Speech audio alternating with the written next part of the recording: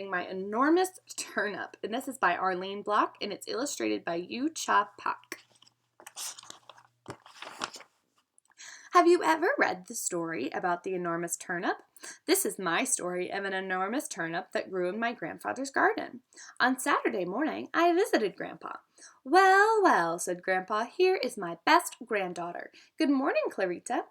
I laughed. I'm your only granddaughter. That is why you're the best.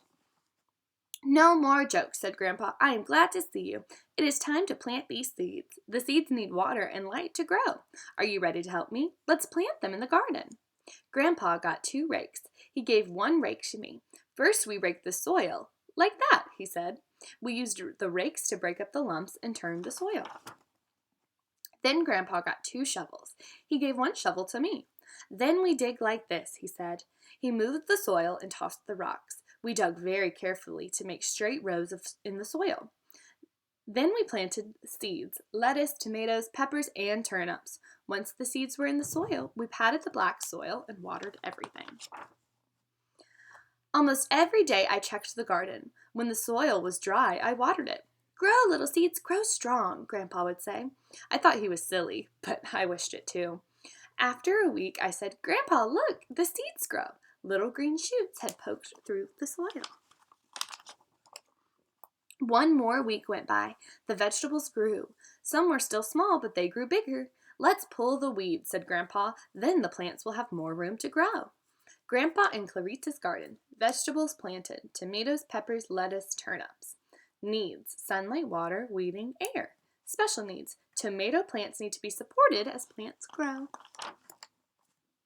Many weeks passed. With the sun and water, the vegetables grew and grew into strong plants.